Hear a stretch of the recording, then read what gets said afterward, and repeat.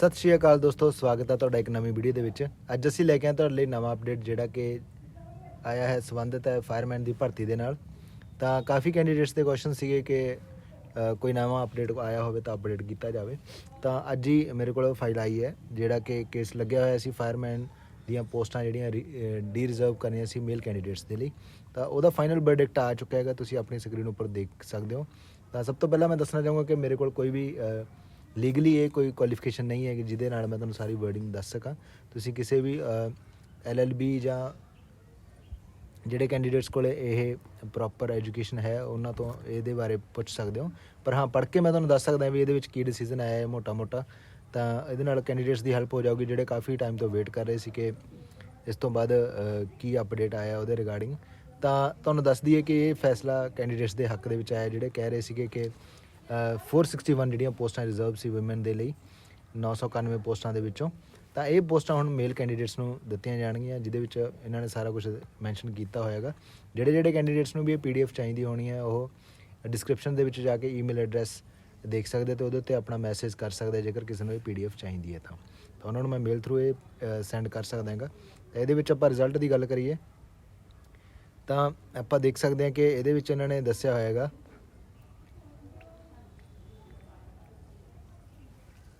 ਜਿਹੜਾ ਕਿ KC 2024 case number 6743 of 2024 Balkar Singh and others versus state of Punjab and others.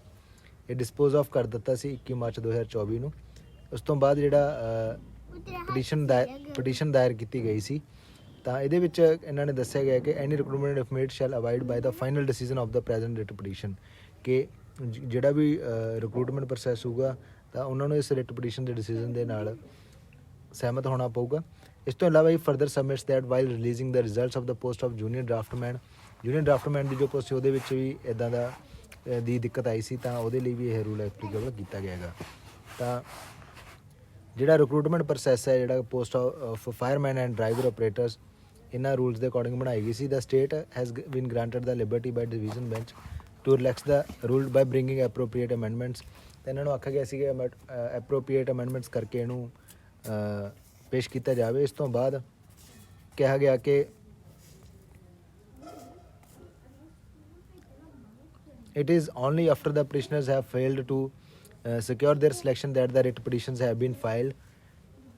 We are of the considered view that at the belated stage the challenge laid by the petitioner in the writ petitions or their prayers relaxed the rules cannot be considered.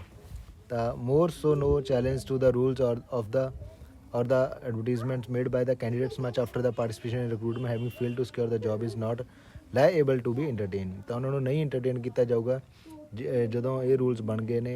ਤਾਂ candidates ਇਸ ਤੋਂ ਬਾਅਦ ਜਿਹੜੇ fail ਹੋ ਗਏ to secure a job petition ਦੇ through, ਤਾਂ ਦੋਵਾਂ ਪਾਰਟੀਆਂ ਦੇ ਜਿਹੜੇ ਆਰਗੂਮੈਂਟ ਸੀਗੇ ਉਹ ਸੁਣੇ ਗਏ with regard to the desirability of containing provisions specifying the physical parameters of the candidate for appointment to the post of fireman।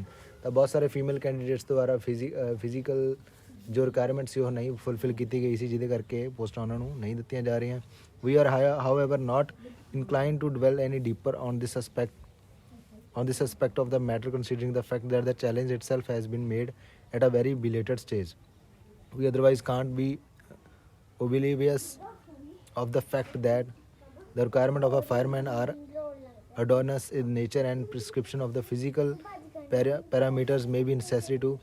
ਤਾਂ ਇਹਨਾਂ ਨੇ ਦੱਸਿਆ ਗਿਆ ਕਿ ਫਿਜ਼ੀਕਲ ਟੈਸਟ ਕਲੀਅਰ ਕਰਨਾ ਜ਼ਰੂਰੀ ਹੈ ਜਿਹੜੇ ਵੀ ਇਹਨਾਂ ਤੋਂ ਦੁਆਰਾ ਪੈਰਾਮੀਟਰ ਰੱਖੇ ਗਏ ਨੇ ਰਿਕਰੂਟਮੈਂਟ ਦੇ ਲਈ। ਤਾਂ however we leave the question on the merits open for examination appropriate case। ਤਾਂ ਇਹਦੇ ਵਿੱਚ ਮੈਰਿਟ ਦੇ ਆਧਾਰ ਦੇ ਉੱਤੇ ਹੀ ਜਿਹੜੀ ਸਿਲੈਕਸ਼ਨ ਦਿੱਤੀ ਜਾਊਗੀ। ਤਾਂ ਜਿਹੜੇ ਕੈਂਡੀਡੇਟਸ ਇਹਨਾਂ ਨੇ ਦੱਸਿਆ ਗਿਆ ਕਿ ਫੀਮੇਲ ਕੈਂਡੀਡੇਟਸ ਨੇ PMT ਕੁਆਲੀਫਾਈ ਕਰਤਾ ਸੀ, ਜਿਹੜੀਆਂ ਪੋਸਟਾਂ advertising to the matter in hand it appears that none of the female candidate could qualify the PMT। ਯਾਨੀ ਕਿ ਫਿਜ਼ੀਕਲ ਜਿਹੜਾ ਟੈਸਟ ਸੀ ਉਹ ਕਿਸੇ ਵੀ ਕੈਂਡੀਡੇਟ ਦੁਆਰਾ ਕੁਆਲੀਫਾਈ ਨਹੀਂ ਕੀਤਾ ਗਿਆ। ਜਿਹੜੀਆਂ ਕਿ ਪੋਸਟਾਂ ਰਿਜ਼ਰਵ ਕੀਤੀਆਂ ਸੀ ਵਿਮਨ ਦੇ ਲਈ ਉਹ ਵੈਕੈਂਟ ਰਹਿਣਗੀਆਂ। ਤਾਂ ਇਸ regarding further rule 5/3 of rules of 2020 forbids carrying forward of the unoccupied vacancies for the lack of eligible female candidates ਤਾਂ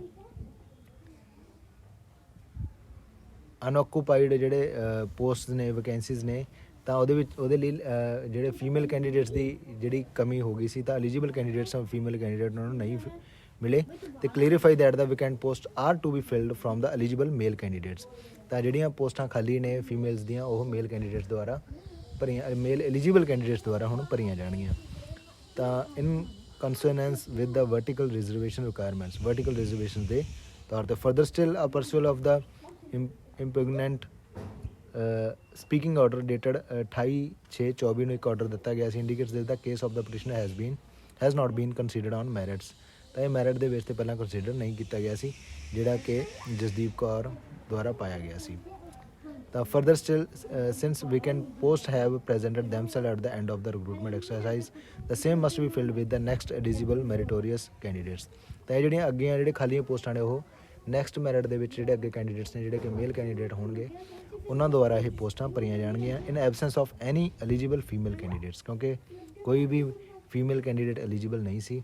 ਤਾਂ ਇਹ ਸਾਰਾ ਜਿਹੜੀ ਰਿਜ਼ਲਟ ਉਹਦਾ ਦਿੱਤਾ ਗਿਆ ਹੈਗਾ। ਤਾਂ ਹੁਣ ਇਹ ਪੋਸਟਾਂ ਜਿਹੜੀਆਂ ਨੈਕਸਟ ਕੈਂਡੀਡੇਟਸ ਨੂੰ ਮਿਲ ਜਾਣਗੀਆਂ, ਵੈਦਰ ਉਹ ਮੇਲ ਹੋਣ ਫੀਮੇਲ ਹੋਣ, ਇਹ ਮੈਟਰ ਨਹੀਂ ਕਰਦਾ, ਜਿਹੜੇ ਵੀ ਐਲੀਜੀਬਲ ਕੈਂਡੀਡੇਟਸ ਉਹਨਾਂ ਨੂੰ ਇਹ ਪੋਸਟਾਂ ਮਿਲ ਜਾਣਗੀਆਂ। ਤਾਂ ਇਹ ਅਪਡੇਟ ਆਇਆ ਸੀ। ਜੇਕਰ ਤੁਹਾਨੂੰ ਇਹ PDF ਚਾਹੀਦਾ ਤਾਂ ਤੁਸੀਂ ਡਿਸਕ੍ਰਿਪਸ਼ਨ ਦੇ ਵਿੱਚ ਵੀ ਜਾ ਕੇ ਈਮੇਲ ਐਡਰੈਸ ਦੇ ਉੱਤੇ ਆਪਣਾ ਫਾਈਲ ਦੇ ਰਿਗਾਰਡਿੰਗ ਆਪਣਾ ਮੈਸੇਜ ਲਿਖ ਕੇ ਮੈਨੂੰ ਸੈਂਡ ਕਰ ਸਕਦੇ ਹੋ, ਤਾਂ ਤੁਹਾਨੂੰ ਇਹ PDF ਫਾਈਲ ਮਿਲ ਜੂਗੀ। ਇਹ ਨਵਾਂ ਅਪਡੇਟ ਸੀ। ਤਾਂ ਜਿਹੜੇ ਕੈਂਡੀਡੇਟਸ ਵੇਟਿੰਗ ਦੇ ਵਿੱਚ ਸੀ, ਉਹਨਾਂ ਲਈ ਇੱਕ ਹੁਣ ਮੌਕਾ ਮਿਲ ਜੂਗਾ, ਉਹਨਾਂ ਦੀ ਜੁਆਇਨਿੰਗ ਹੋ ਸਕਦੀ ਹੈ ਜਲਦੀ ਹੀ, ਕਿਉਂਕਿ ਉਹਨਾਂ ਨੂੰ ਕੰਸੀਡਰ ਕੀਤਾ ਜਾਊਗਾ, ਕਿਉਂਕਿ ਮੇਲ ਕੈਂਡੀਡੇਟਸ ਅਵੇਲੇਬਲ ਨਹੀਂ ਸੀ, ਐਲੀਜੀਬਲ ਕੈਂਡੀਡੇਟਸ ਨਹੀਂ ਸੀ। ਤਾਂ ਇਹੋ ਜਿਹੇ ਹੋਰ ਅਪਡੇਟਸ ਲਈ ਚੈਨਲ ਨਾਲ ਜੁੜੇ ਰਹੋ। ਜੇਕਰ ਚੈਨਲ ਪਹਿਲੀ ਵਾਰ ਵਿਜ਼ਿਟ ਕਰ ਰਹੇ ਤਾਂ ਮੇਕ ਸ਼ੋਰ ਚੈਨਲ ਸਬਸਕ੍ਰਾਈਬ ਕਰ ਲਿਓ।